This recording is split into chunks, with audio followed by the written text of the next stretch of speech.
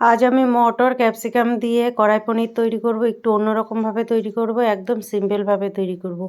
এই পনিরটা আপনার রুটি, পরোটা, পুরি, নানের সাথে এবং রাইসের সাথেও কিন্তু খুব ভালো লাগে, খেতে পারেন। একদম সিম্পলভাবে তৈরি করব। তো সেই জন্য দেখেন এখানে পনির আর কিছু মশলা নিয়ে নিয়েছি, সেইগুলো আমি এখন কেটে নিচ্ছি। যেমন আদা, পেঁয়াজ, রসুন, পাকা কাঁচা লঙ্কা নিয়ে নিলাম, টমেটো আর ক্যাপসিকাম।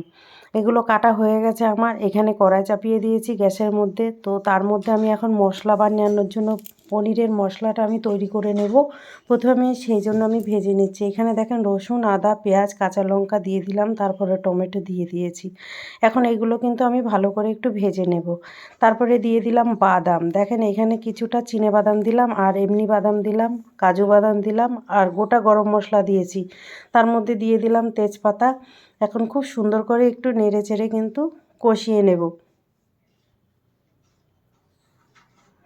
সামান্য একটু নুন দিয়ে দিচ্ছি। নুন দেওয়ার কারণে কিন্তু মশলা, যেমন এখানে পেঁয়াজ আছে, টমেটো আছে, একটু নরম হয়ে যাবে।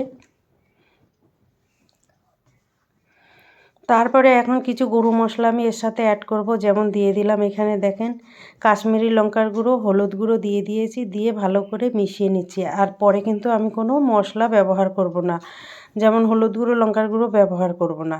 তো এখানে কিছুটা গোটা জিরে আর গোটা ধনে নিয়ে নিয়েছি, সেইটাও দিয়ে ভালো করে নেড়ে নিলাম। সামান্য একটু জল দিয়ে দিয়েছি, যেহেতু গুঁড়ো মশলা দিয়েছি একটু লেগে যাবে বা ধরে যাবে নিচে, তো কালারটাও চেঞ্জ হয়ে যাবে, সেই জন্য আমি একটু জল দিয়ে ভালো করে কষিয়ে নিচ্ছি। তো দেখেন আমার মশলা কিন্তু এখানে তৈরি হয়ে গেছে।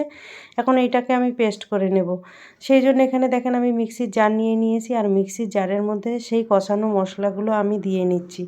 এইখানে ভালো করে পেস্ট করে নেব। তারপরে কড়াই ধুয়ে সামান্য জল দিয়ে দিলাম। আর এইভাবে মশলাটা তৈরি করলে কিন্তু পনিরটা খেতে খুব ভালো লাগে। এখানে কড়াই ধুয়ে আবার চাপিয়ে দিয়েছি, তার মধ্যে দিয়ে দিলাম তেল আর দিয়ে দিলাম সামান্য একটু হলুদ গুঁড়ো। যে হলুদ গুঁড়োটা এই জন্য দিয়েছি, পনিরটা দেওয়ার পরে না হলে জল ছিটকায়, পনিরের মধ্যে যে জলটা থাকে তেল ছিটকায় খুব। তারপরে দেখেন একটুখানি নুন দিয়ে দিয়েছি। নুন দিয়ে দেওয়ার পরে উল্টে পাল্টে পনিরটাকে আমি ভালো করে ভেজে নিচ্ছি।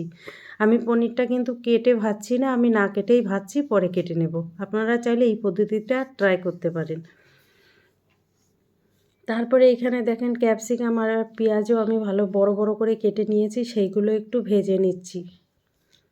ভেজে নিলে কী হবে, কাঁচা গন্ধটা চলে যাবে, সেই জন্য আমি ভেজে নিচ্ছি। দেখেন আমার ভালো ভাজা হয়ে গেছে, মানে একদম গোলানো যাবে না, হালকা ভাজতে হবে। তারপরে যে মশলাটা আমি তৈরি করে নিয়েছিলাম মিক্সির জারে, সেই মশলাটা আমি তেলের মধ্যে দিয়ে দিয়েছি, দিয়ে একটু কষিয়ে নেব। আর মিক্সির জার ধুয়ে একটু জল দিয়ে দিলাম, যেহেতু মিক্সির জারে মশলা লেগেছিলো তাই ধুয়ে একটু জল দিয়ে দিয়েছি। আর এখন আমি দিয়ে দেবো একটুখানি টক দই। এখানে 2 টেবিল চামচ টক দই আছে, তো দিয়ে দিলাম, দিয়ে ভালো করে নেড়ে চেড়ে কষিয়ে নেব। এখানে দিয়ে দিলাম আবার দেখেন মটর দিয়ে দিয়েছি। মটরটা মশলার সাথে ভালো করে কষিয়ে নেব। তো এখানে কষতে থাক, ততক্ষণে আমি পনিরটা কেটে নেব। পিস পিস করে নিচ্ছি পনিরের।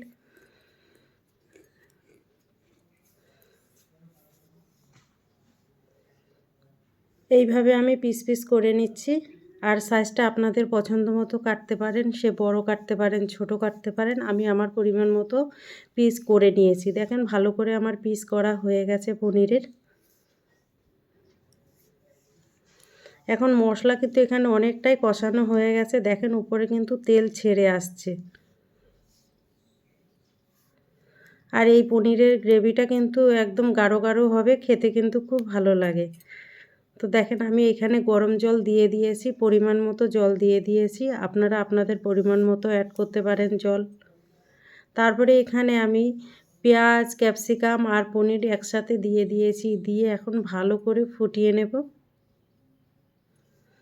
যেহেতু আমি আগে নুন দিয়েছিলাম, তো এরপরে এখন একটু টেস্ট হিসাবে নুন দিয়ে দিলাম, আর দিয়ে দিলাম সামান্য একটু চিনি, দিয়ে দিলাম একটু কাসুরি মেথি। কাসুরি মেথি দেওয়াতে পনিরের স্মেলটা খুব সুন্দর আসে, আর টেস্টটাও কিন্তু খুব ভালো হয়।